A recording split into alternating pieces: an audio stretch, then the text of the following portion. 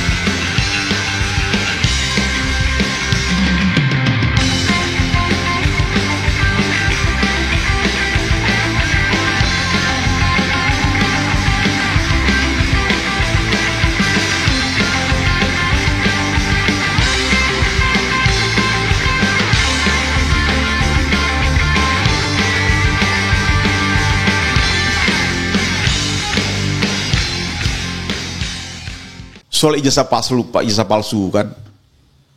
Soal ijazah palsu Jokowi kan sekarang ini kan sudah mulai menurun ini kan. Tapi kan itu kan efeknya ini orang melihat Prabowo ini adalah tidak berani membawa kasus ijazah Jokowi ini pada pengadilan yang adil. Kan? Demikian juga sekarang muncul lagi isunya Gibran soal ijazah dalam pendidikannya. Apakah soal dua ijazah ini, bapak dan anak ini akan lenyap begitu saja tanpa ada pembuktian? Kalau ini terjadi seperti ini, maka orang akan menuduh bahwa Prabowo itu memang masih memiliki hubungan emosional dengan Jokowi yang sulit dilepaskan. Padahal menurut saya Prabowo ini akan menjadi pemimpin, menjadi presiden yang stabil di masyarakat, didukung masyarakat apabila Prabowo berhasil melepaskan ikatan emosional politiknya dengan Jokowi. Itu. Nah, oleh karena itu Bung Refli, soal kabinet, soal reshuffle, tadi dia menurut saya adalah bagaimana Tito di reshuffle sama Sigit. Dalam rangka untuk mengreformasi Polri kan. Kan tidak mungkin kalau misalnya Sigit jadi Kapolri terjadi reformasi kan. Harus ada pergantian Kapolrinya. Oleh karena itu harus segera ini. Kalau bisa sebelum akhir tahun sudah diganti gitu. Sebelum akhir tahun, karena begitu memasuki akhir tahun itu gejolak ekonomi akan terjadi loh. Karena carry over daripada masalah-masalah ekonomi 2025 ini akan terjadi pada 2026. Ya, utang kita jatuh tempo 2026. Sekarang bayangkan nilai tukar rupiah menjadi 16.700 sampai 17.000. Ya. Pertumbuhan ekonomi juga belum kelihatan. Nah ini kan harus diselesaikan melalui stabilitas politik dan sosial kan. Kalau nggak ada stabilitas kan nggak ada investasi masuk. Nah pertanyaannya apakah sekarang belum stabil? Ya masyarakat membaca. Prabowo ini masih menjadi bagian daripada Jokowi dan ini menimbulkan efek ketidakpercayaan kepada investor. Oke, bro. Kalau kita lihat 3 tema ini ya, mungkin Anda bisa wrap up. Lalu apa kesimpulan Anda? 1 soal P3, 2 soal pergantian Kapolri, dan 3 soal reshuffle kabinet. Mungkin Anda bisa wrap up-nya ya, kemudian kasih kesimpulannya. Tapi ada satu pertanyaan yang saya ingin sampaikan dulu sebelumnya, yaitu orang menganggap bahwa yang namanya tanggal 20 Oktober, 1 tahun pemerintahan Prabowo itu adalah harus menjadi sebuah titik balik, ya, harus menjadi sebuah milestone untuk memusnahkan atau menghilangkan orang-orang yang terafiliasi dengan presiden sebelumnya. Dan disitulah orang kemudian akan melihat bahwa apakah Prabowo serius atau tidak memberantas korupsi, menaikkan ekonomi, peduli sama masyarakat. Kalau dia tidak singkirkan orang-orang yang memang bermasalah, yang dibawanya ke masa kini, padahal itu adalah orang yang bermasalah di masa lalu, maka orang mengatakan Prabowo cuma omong-omong saja. Gimana? Ini dulu kita dijawab. Ya, pertama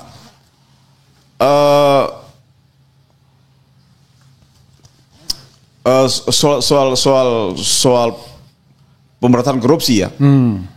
Saya kira kita berani mengatakan bahwa soal pemberantasan korupsi ini Prabowo perform situ lah. Ya. Ya kan, ada perkembangan yang memuaskan. Meskipun itu adalah sampai hari ini kan belum dibawa pengadilan kan. Ya. Tapi ada nilai plus di sini. Ya kan? Ada nilai plusnya bahwa pemberantasan korupsi ini cukup berhasil. Artinya ada indikasi keberhasilan. Pertama, yang kedua, soal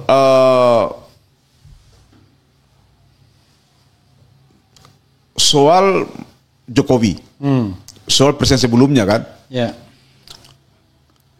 kita memiliki presiden sebelumnya itu ada Megawati, ada SBY.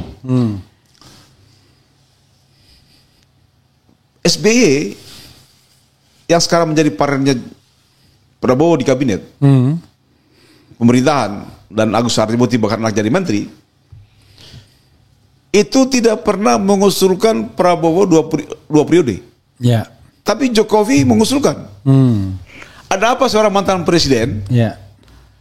Dia tiba-tiba tidak ada angin, tidak ada hujan, tiba-tiba memerintahkan relawannya untuk mendukung Prabowo Gibran 2 periode. Ya. Apakah harus faktor anaknya atau faktor Prabowo? Kalau menurut saya adalah pematangan putranya. Kenapa tidak menyebut bahwa kami akan mendukung Prabowo? Tidak usah sebut nama Gibran, sebenarnya Prabowo gitu kan?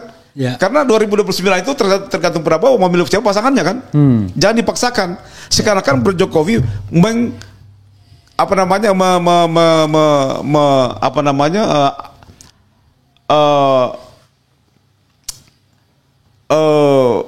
memojokkan Prabowo bahwa harus dengan Gibran kan? Ini kan seorang mantan presiden seperti ini kelakuan apa ini? Ya kan? Ini artinya kan merusak Prabowo kan? Ya kan? Memfait accompli Prabowo kan? Ya. Kan? Nah, oleh karena itu adalah memang tidak boleh lama-lama ini Prabowo dia pertahankan Jokowi. Klimaksnya kemarin 20 Oktober ini baru kelihatan, Refli. Oke. Bahwa setahun pemerintahan Prabowo Oktober kemarin, Ya. nanti kan? Nanti 20 Oktober itu bulan depan. Ini harus menjadi stimulus. Prabowo harus tinggal landas tanpa Jokowi, tanpa orang-orangnya loyalitasnya Jokowi di kabinetnya. Jadi artinya batas waktu Prabowo untuk tinggal landas agar dia menuju stabilitas ekonomi dan politik, maka Oktober itu dia harus mengganti orang-orang yang masih loyal pada mantan presiden sebelumnya. Itu.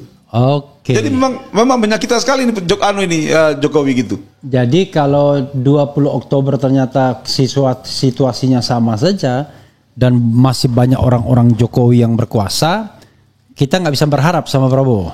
Kalau tanggal 20 Oktober tidak ada perubahan fundamental, signifikan, sampai 20 Oktober ya. Sampai 20 Oktober, maka Prabowo sulit untuk recovery.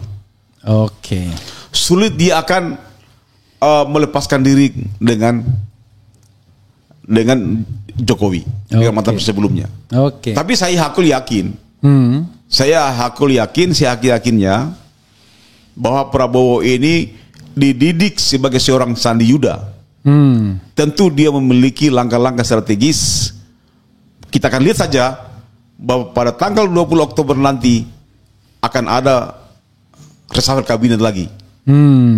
Karena itu adalah titik tinggal landas bagi Prabowo, karena cukup setahun dia mempelajari situasi politik. Ya, saya kira dengan pengalaman selama setahun ini akan menjadi modal utama Prabowo untuk melakukan tinggal landas dengan mereshuffle memperbaiki kabinetnya. Bahkan tidak hanya mereshuffle, Bu Rafli. Yang akan terjadi tidak hanya mereshuffle, merampingkan kabinet. Oke, jadi tidak perlu ada yang diganti misalnya, cukup. Tapi makin dia reshuffle makin banyak itu anunya, jumlah pesawatnya. Jumlah apa? Menterinya ini. Ya, maka saya bilang 20 Oktober itu kalau dia mau tinggal landas, mau efisien, maka akan terjadi reshuffle tapi sekaligus perampingan kabinetnya. Oke, jadi kita akan tunggu 20 Oktober. Oke, bro, silakan closing statement. Kasihan juga Anda ditelepon terus saya pasti di silent dong. Silent. Oh, itu masih getar. Oh, getar. Iya, oke. Nah, silakan Anda closing statement terhadap 3 hal yang dibahas. P3 mau ngapain? Pencopotan Kapolri mau ngapain? Kemudian reshuffle mau ngapain? Silakan, bro. Pertama soal P3. Ya. Harus pemerintah memfasilitasi agar P3 kembali melaksanakan muktamar ulang. Ya.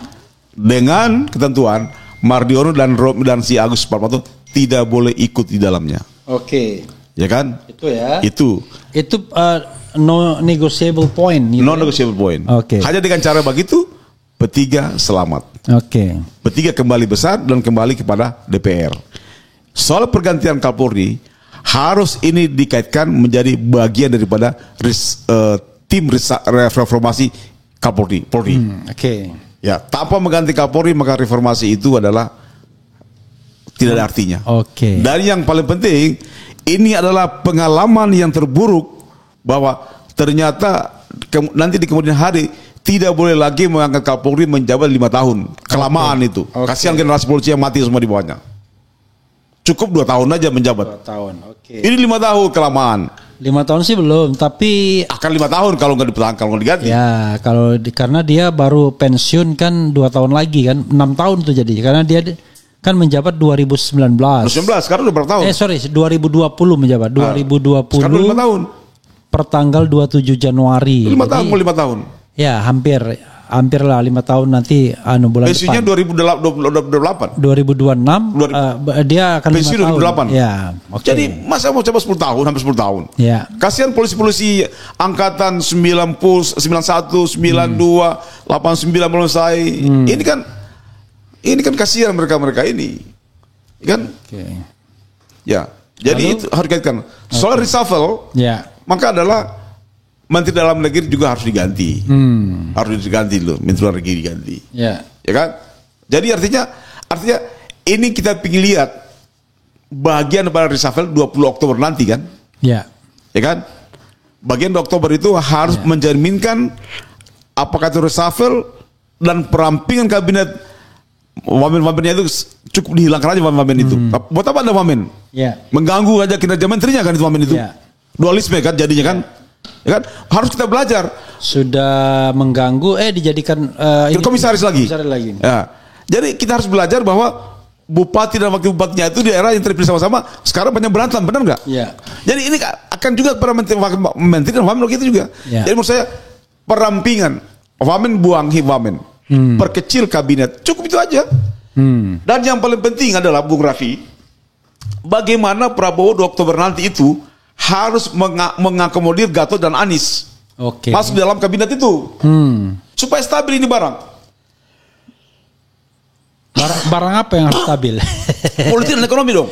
Oh, politik dan ekonomi gitu. Apakah Anies sama Gatot menjadi faktor pengganggu kalau nggak masuk kabinet? tidak mengganggu tapi memberikan energi baru pada Prabowo gitu. Oke. Daripada Anies nganggur pada Anies di luar, kenapa nggak dia punya visi misinya tidak dimanfaatkan Prabowo kan?